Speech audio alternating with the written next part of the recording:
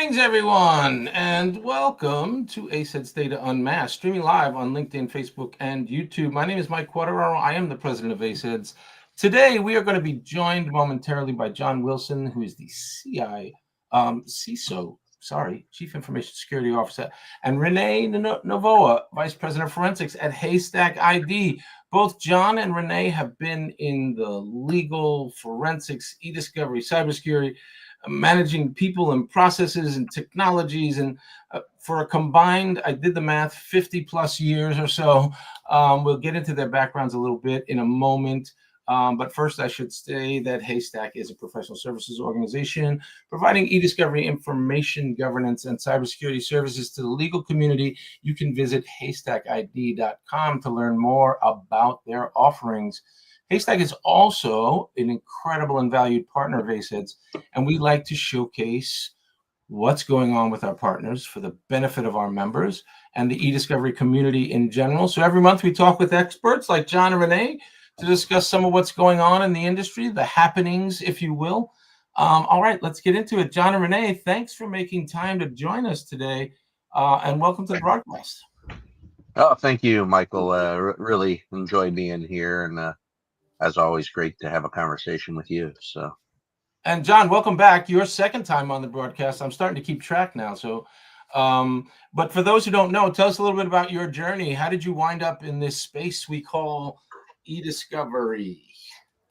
Yeah, I mean, so back in the late 90s, I was building data centers, servicing clients, and had hard drives and servers fail, and started getting into data recoveries, and then getting into, hey, somebody broke into my web server. And by mid 2000s, I had already testified over 100 times in court, and people were like, hey, you're a digital forensics expert. That's great. You can call me janitor, because generally I'm cleaning up messes, but long as the checks clear the bank, I'm all good. And that was kind of the start of it. And, it's been my passion. I love what I do. I've done it all over the world. I've done collections in 49 countries that I can say that I've been to, and another dozen or so that I never went to. I just know about. We'll say that. I tell up and coming folks how dynamic this industry is, and what I always tell everybody is you will never be bored. That is 1,000%. Every case is different. There's nuances to everything. And people come at you with things out of left field. I've done discovery from a microwave, so I don't know how many people have done that in the world, but I've done it. I've been there. So all right, Rene, the Wild West. Yeah, no, appreciate it. Rene, tell us a little bit about your journey. Yeah, mine's a little different. I did start in data recovery. I did 17 years in the data recovery industry for a pretty big player here on the West Coast. But it really intrigued me as we were getting failed devices from crashes or deletions or fire and water. But we would recover all this great information for individuals and for companies. Then we started getting like law enforcement and law firms were like, well, we need to preserve the metadata. And that's kind of really where I really got introduced into what metadata was.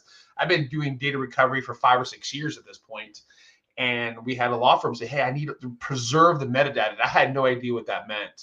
So after some research, I found, Incase and some of these other companies about forensics, and really got into forensic imaging. And I think just that whole journey of really trying to understand what the metadata was and what that meant really intrigued me to get into forensics. So I really helped kick off, that company's forensic practice, and really did it for another 10 years before I got into mobile forensics with another vendor before finding my way over to HaystackID.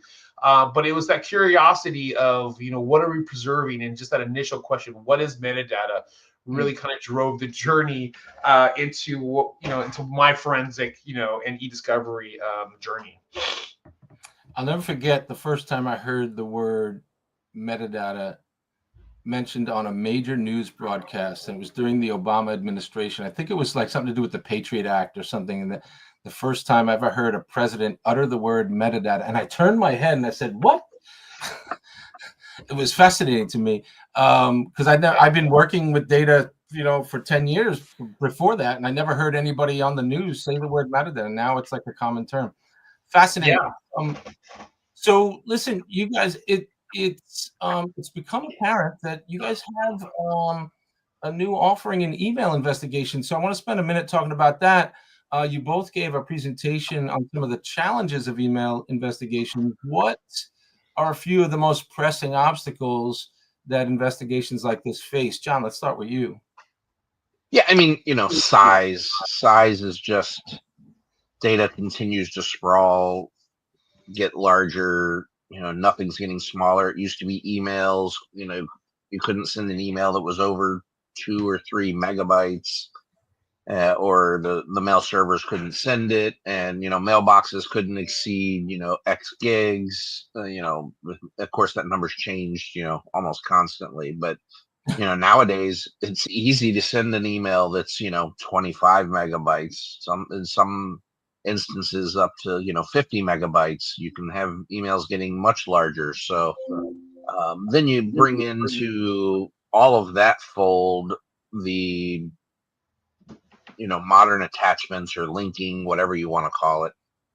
And now that sprawl really starts getting big. Now you've got attachments that are videos that are 3.5 gigabytes and crazy stuff that's sitting out and linked into that email. So all of a sudden, when you need to go do an email collection and you're pulling down terabytes of data, it's like, wait, whoa, how do we get, how do you look at all that data? How do you get into all that data in a timely and efficient manner? And that's really where our new Ready for Email approach came into play. Was just, we have clients calling, hey, I've got a guy that's departing tomorrow. We're gonna let him go tomorrow. We think he's up to some shenanigans. We need to do an investigation. It's like, well, yeah, okay, so we'll have his mailbox collected by next week. And they're like, well, no, wait, we've got to do this action tomorrow. So they need that quick look. They need to understand, hey, do we have a case, or do we have a concern? Do we have an issue? Do we need to get a TRO as soon as the termination occurs, and all that sort of stuff. So you mentioned Ready for Email, READI for email. Is that an acronym for something? It is. It's a remote endpoint analysis and discovery for investigations. Fantastic. I love product development. I wish I could have done more of that. Rene, challenges in email investigations. Anything stick out to you? Yeah, I mean, everything that, just to piggyback on what John said with the data size, it's really funny to think back that how mature email has come. Like we've all been stating, a couple decades we've been in this industry, and ever since I've been young, I've had an email address, right? Whether I started with AOL, but not, I don't want to say I'm super mature because I feel like a kid because I love this industry. But it's not unheard of to find somebody who has an email address for the last 15 years, a mailbox, whether they pay for more storage or 10 years. It's really not that, it's really not like, wow, right? I think all of us have been in this industry for long enough where John's saying, that data size, those email attachments really small. But if I had to collect an entire mailbox that's 10 years worth of emails of Targets and Toys R Us and all the kind of goofy stuff that we've had, it can be very excessive. And I think this is also what's driving the old school way of collect everything is that cost of us having to explain to partners or stakeholders, why is this e-discovery project costing us an extra $30,000-$40,000? Well, you guys got 20 custodians and everyone has been here 10 years. We have a lot of people in here a long time, and we're preserving, processing, staging this data that's really driven the cost. And I know that's always been a buzzword of big data and cost, but when we're talking about email, it's starting to really mature that we really have to take a different approach of how we used to do things. So with all the things that we know about it, I don't think people really realize how long email's been there and how some of us are just relics of just want to hold on all those original messages that we got from loved ones. We just don't delete it. I know my wife has like 20,000 unread messages because she just looked at what she's looking for and doesn't actually read them, but just based on the titles. So we can't even say that the person didn't look at them without some. We could talk about people for all the time about how they just don't read them, and you see these big numbers on their phones. So I think some of the challenges is also trying to explain why we have so much data, why we're hosting it, and why this is so expensive. And pray they don't have an AOL account, or I remember CompuServe. I had that too. So I did. Yeah, God rest his soul. My father-in-law, who just passed away, he had an AOL. He paid for AOL. He loved his AOL. Yeah, I mean, he was just old school, and everybody knew that AOL fit, address, and he was paying for it. I'm like, email's free. You don't pay for it, but he wanted that AOL just for all his hunting and sharing and the things that those guys did back then. So and it's something else now, if I'm not mistaken. It like redirects to something else. I forget who bought it, but it does. But those emails and the address are still the same. As I got older, I've updated some to get rid of my spam email, and I've created new ones. But it's one of those technologies that are really maturing and actually causing a problem for investigators like ourselves and e-discovery with cost. Perfect segue. So what is Ready for Email, and how does it, using this sort of triage first approach, how does it reduce some of these issues around old systems, volume, whether it's by file or by mailbox size? How does Ready for Email solve some of these problems? John? Yeah, I mean, so Ready for Email is, triage against the mailbox. So instead of collecting the whole mailbox, we're kind of just doing triage against the actual mailbox, looking at the textual content, filtering by date ranges so we can eliminate the much older stuff. It's really using, some really smart intelligence and connectivity capabilities to gain insight into a mailbox without having to collect the whole mailbox. And then once we decide what we need, then we apply the parameter and collect just that targeted set. And so Michael, it's much more. Yeah, you're good. Go ahead. I love that. We're also very excited about technology and the triage. I think one thing to think about is great about the triage is some of the limitations, because when we're talking about the maturity of email, is a lot of the throttling, a lot of the tools. There's a lot of great tools out there for collecting, preserving email. But when you start attacking a large mailbox, if anyone's known that's worked with Google or Yahoo or some of these other platforms, you try to pull a couple terabytes of data, it's going to throttle that download, and it's going to make it that much longer. And as John's saying, oh yeah, we'll get your email next week, and he gets a good talking to, like, no, we need it tomorrow, right? We have to find ways to also work around throttling. Can we target specific folders? Can we look at specific keywords? Is really what is there that we really need to put those parameters in place so we can do it with speed without throttling. We're looking at less data, and we're having to shift and post the least amount of data as possible, which I still think is going to be a lot of data, but it's just not going to be 10 years worth. So those are some of the challenges that we come across. Is the access, the longevity, and depending where you're collecting on it, making sure that you're not losing connectivity. So lots of things to consider, even in this mature market, mature data source. How is Ready for Email dealing with sensitive information? There's a lot of privacy regulations, certainly in Europe, the GDPR. Here we have things like CCPA, HIPAA laws and things, and people put everything under the sun in their email. They use it for everything. There's all kinds of PII in email nowadays. How are you safeguarding against these sort of privacy regulations that say you can't collect this information? Yeah, and that's that you bring up probably one of the it was going to kind of be our third thing to talk about with Ready for Email, which is it really helps you segment or identify that PI protected health information, all the different categories of privacy concerns, security concerns, and all of that. So it really helps you identify that, and so then we can set rules to, hey, we're not going to pull anything back that's medical related, because this is a case about construction and a building. So, we're not interested in anything, medically related. So, it helps us do things like filter out medical domains. It helps us do things like, hey, there's socials in this. There's, identifier, your healthcare identifiers, or all, lots of different classifications, apply whatever ones, you need to. But We probably have.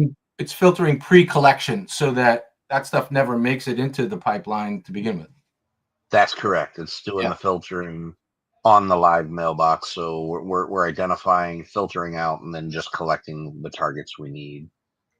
I mean, it's really considered, almost like compared to inline and in-place searching, you're really doing an in-place, preview of goggles. And if you can really think of having, if you ever put your face in the water, like in a pool, and you can't see anything, you're looking for that ring or whatnot, you put the goggles on and it's clear as day. And it really can be looked at as that we're putting on some special goggles. We're looking at really what the landscape is. And then we see, whether you're dealing with Gmail and you have a label or a folder that says, personnel file or whatever that special file is that we either need to collect or we cannot collect, that's already been segmented. But it prevents us from saying, sorry, we've over collected, or we have to do this remediation. And that's just, again, more time, more money, and it's more headache of trying to explain the technology to individuals that may not quite understand what has happened and the challenges that we have with throttling, access, identification, classification. So before we, just like the old saying goes, is, measure twice, cut once.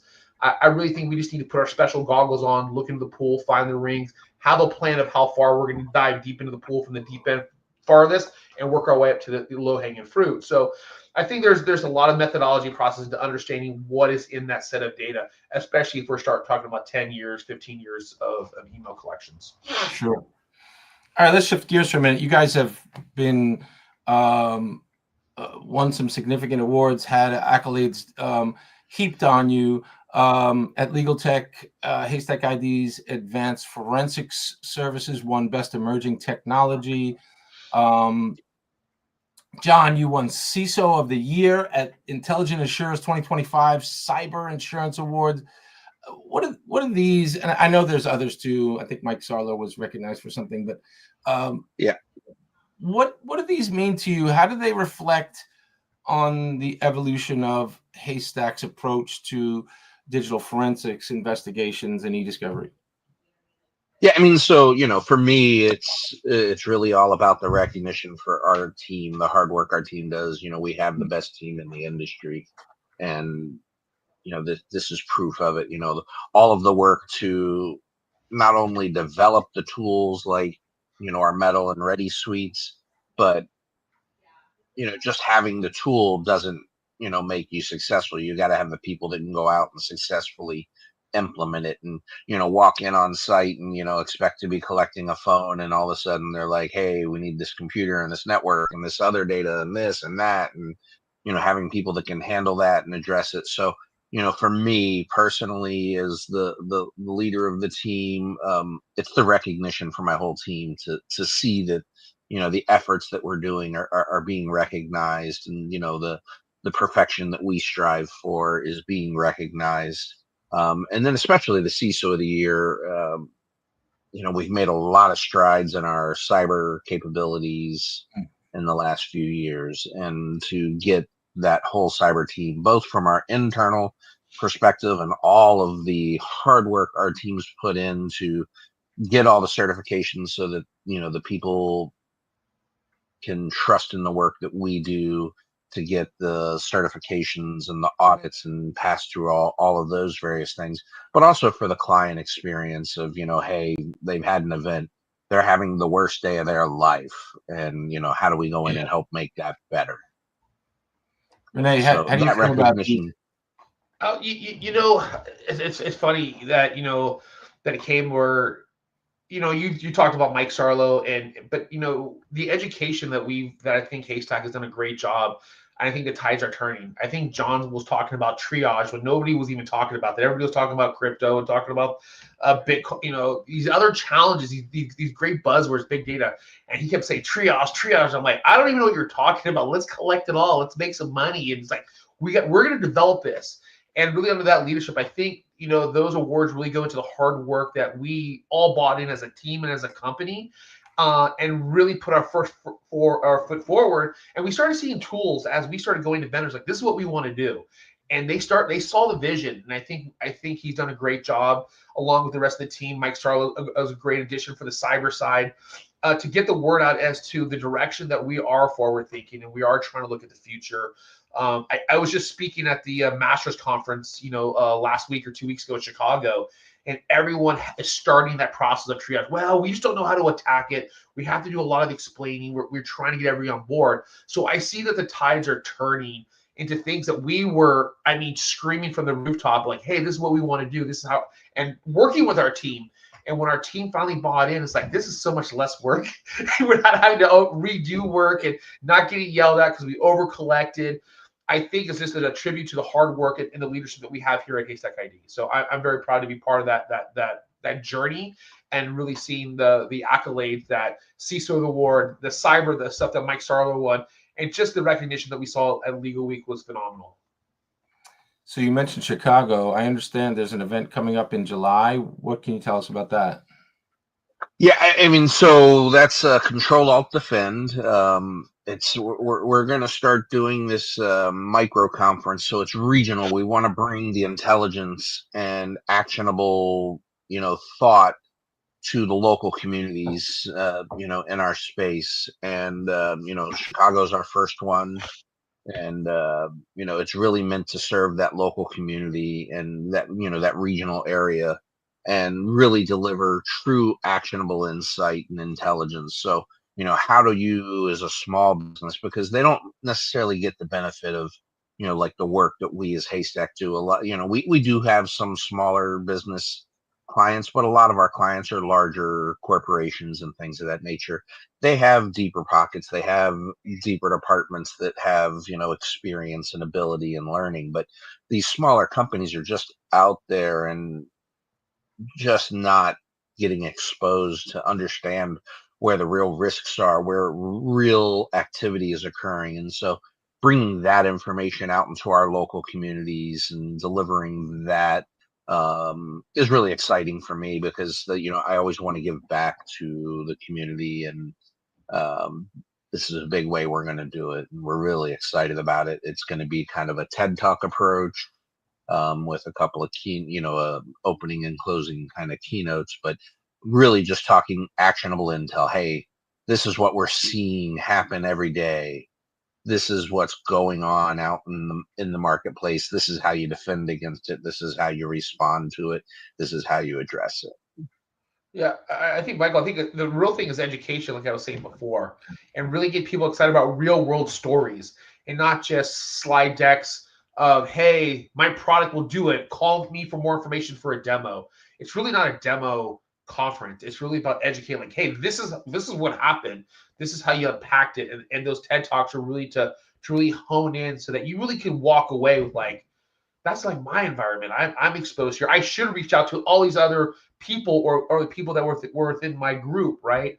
And it's not really about selling anything. It's really about knowledge and giving back and sharing to the community. So I'm very excited about the event as well. It's just, of all the things that we've learned and done over the many years, I've done a lot of things with and without John, and just a lot of things that we've learned and takeaways. Like, we wish we had this. We wish there wasn't this. And I think that's where that vision is coming forward, that we're working to get into these other big areas, and then some smaller venues where it's more intimate and you really can then pick it up, right? Yeah, and look, as an educational organization, ACEDS is always focused on this, and I think it's admirable. Education is the key to the future, and I don't see any way that we continue without it. In August, another event you guys are focused on has this major topic, deep fakes. What can you tell us about, give us a preview about, or share with us about the risks of deep fakes, how we're learning to identify, analyze, and report, frankly, on these deep fakes during investigations? What are you guys hearing out there? Yeah, so we've been working on deepfakes for a long time. When we're just now getting to the point where we're ready to come to market, we felt we had to really take that deep dive, really get to understand, what's going on there with, and really when we're talking deepfakes, we're talking, synthetic media or altered media. and that can be voice, it can be video, it can be images. What most people don't even realize is most video that you find on the internet, almost 99.9% of it has been altered. Nobody just takes a video and posts it and it gets posted and you get it without any alterations, because as soon as you upload it to Facebook or to YouTube or to Instagram or Snapchat or TikTok or whatever, those videos get altered because they do some things like removing location information. They do alterations. Like every platform you put it into steps on it. And so Yeah. there's a lot there to unpack. It's really about two things. It's the using the forensics tools to understand the light waves and the patterns and everything that's in that synthetic media, to understand if it's valid or not valid, if it's been altered or how heavily altered it's been, because almost all media is altered.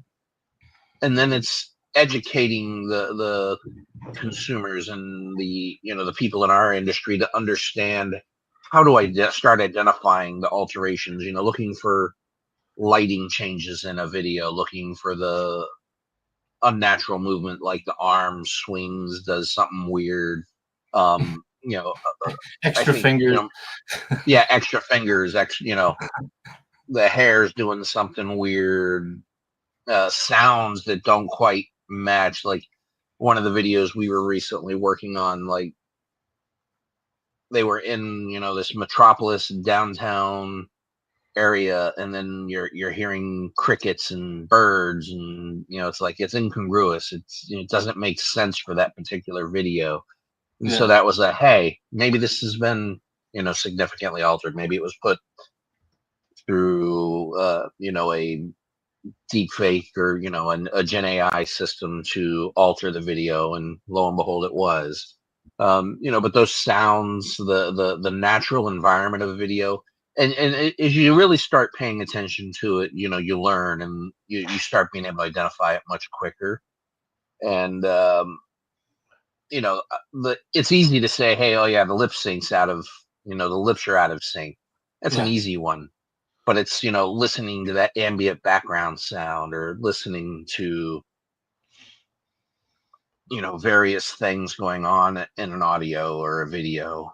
And then it's also, it used to be easier too. It used to be easier. Like 2 years ago, I remember I could spot one pretty easy, but they're getting better. They're getting so much better. I mean, crazy conversations.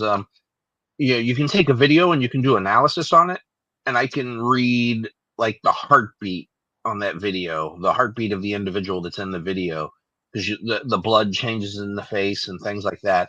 And those are the minor things that you have to start looking for when you're trying to identify as, this video been altered.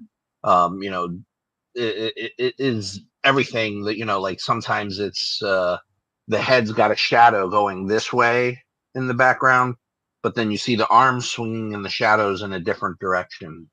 Little minor details like that are the things that you got to really start paying attention to, because as you said, they're no longer giving you 6-fingered humans. They're no longer, giving 3-eyed people, or, all the various artifacts that were occurring, 2 years ago. It's gotten much more sophisticated, but, generally, if you start paying closer attention, you can see that the hair shadow on the shoulder, for instance, is going one direction, when the head shadow onto the ground behind the person is going another direction. Yeah. Pretty good indicator that, something occurred. But John's really talking about bodies and the sounds, but when you start looking at videos and really what the implications can be, I mean, I know we look on LinkedIn and we have people being babies and they're making stuff in sandcastles and all sorts of crazy stuff. But start looking at altering videos like the removal of smoke. And I live in California, and we have a system that's watching the area. Oh, we don't know there was a fire. There was no smoke that came out. If somebody was able to make that disappear or make smoke appear, there's a lot of liability in videos that have been tampered with, that people would go to the very extent to alter videos. And I'm not blaming any type of company. I'm just saying this as something that I've been reading about and looking at different videos especially when you start looking at explosions and the smoke and the absence of smoke. And if you can make video change of somebody walking by your house, or there's an accident and it's altered to remove certain fragments like fire or smoke or indicators that services should have been there faster or somebody should have done something. Insurance companies are going to be very, very intrigued on this because it really takes about the liability and the responsibility. If videos are altered, it could change the course of responsibility. And again, it's going to be a huge market that you would pay a lot of money to get out of even a bigger fine and responsibility. And those are the things that I think about when we look at this data, these deep fakes. It's really some of the bigger pictures that we're looking at in the industry of where we could see really big impacts that would affect, a lot of people's lives with the wrong deep fake, right? Yeah. Because I mean, in the market, we're talking about, a lot of the inappropriate ones that, put in faces, and those are the ones that people want to talk about and certain those changes. But there's going to be a whole different industry when you start coming into accidents, who's at fault, and video, since everybody has a Ring camera to an Arlo. And if those get altered, and body cams, I mean, there's just so much things that can happen with a deep fake that's really good, as John's talking about. You're looking at shadows and ambient sounds and crickets. Those will make a difference, and that really can change the course of an industry, of a company, or someone's life. So I think it's going to be extremely important as we go into the next 5 years of this type of industry. Yeah. Very exciting. We're almost out of time, but I want to get 2 thoughts, 30 seconds each of you. What trend should we be thinking about that's kind of flying under the radar that we should be focused on today? John? Yeah, I mean, 30 seconds go. AI obviously is changing things. So paying attention to AI and, thinking beyond the just, hey, can I do AI? Like thinking beyond how its practical implications are within the industry. Obviously, deep fakes is a big one. Or synthetic media. I'm trying to move away from that deep fake term, but that's really, I think, a really growth area. And I think, for the e-discovery space, compliance is coming hard. And you've got to start really paying attention to, how you're going to be in compliance with regulatory obligations and stuff like that. And maybe leveraging some of that e-discovery technology to accomplish that compliance mission. Rene?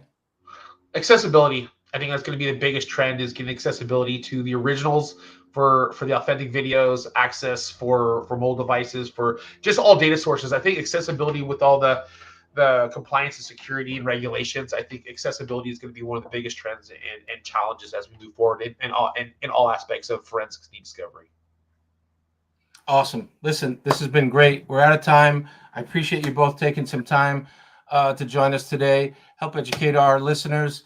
Thank you very much. Absolutely, my pleasure. If you are interested in our short form video interviews like this one, you can find Data Unmasked and our We Are ACEDS live streams in your LinkedIn, Facebook feeds, or check out the ACEDS YouTube channel where we put these in perpetuity. You can watch previous interviews there. Thanks, everyone, for joining us today. Be kind to one another. We'll see you next time. See ya. Thank you.